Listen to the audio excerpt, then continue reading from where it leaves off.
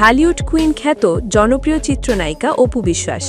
তার জীবন জুড়ে যেমন ছিল সাফল্যের আলো, তেমনি আছে কিছু অপূরণীয় শূন্যতা। আজকের এই দিনে চলুন জানি তার জীবনের এক বেদনার গল্প, একজন মায়ের হারানোর কষ্ট এবং ভালোবাসার এক চিরন্তন অনুভব। 2020 সালের 18 সেপ্টেম্বর অপু বিশ্বাস হারান তার জীবনের সবচেয়ে আপন মানুষ, তার মা শেফালি বিশ্বাসকে। ঢাকার ল্যাব এইড হাসপাতালের আইসিইউতে চিকিৎসাধীন অবস্থায় শেষ নিঃশ্বাস ত্যাগ করেন তিনি। মা ছিলেন অপু বিশ্বাসের ছাড়া সঙ্গী, প্রেরণা আর জীবনের সব সিদ্ধান্তের মূল শক্তি। আর তাই তো আজ 18 সেপ্টেম্বর তার পঞ্চম মৃত্যুবার্ষিকীতে অপু বিশ্বাস স্মরণ করলেন মাকে এক আবেগঘন ফেসবুক পোস্টে। আজকের দিনটা আমার কাছে শুধু একটা তারিখ নয়, এক বুক শূন্যতা। আজ ঠিক এই দিনে তোমাকে হারিয়েছিলাম মা, তোমার অভাব প্রতিটি মুহূর্তে অনুভব করি।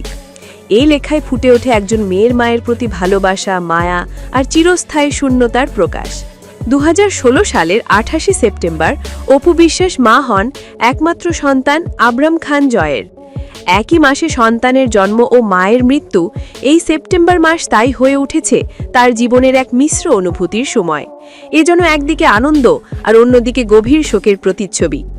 বর্তমানে অপু বিশ্বাস অভিনয়ে একটু বিরতি নিয়েছেন। নতুন সিনেমার খবরে তাকে তেমন দেখা না গেলেও বিভিন্ন পণ্যের প্রচারণা, ইভেন্ট আর নিজের পারিবারিক ব্যবসা নিয়ে ব্যস্ত সময় পার করছেন। তবে ভক্তরা এখনও অপেক্ষায়, আবার কবে বড় পর্দায় ফিরবেন ঢাকাই সিনেমার এই জনপ্রিয় অভিনেত্রী। একজন মা চলে গেলেও তার ছায়া, ভালোবাসা আর শিক্ষাই হয়ে থাকে সন্তানের জীবনের চালিকা শক্তি। অপু বিশ্বাসের জীবনেও তার মায়ের প্রভাব আজও স্পষ্ট।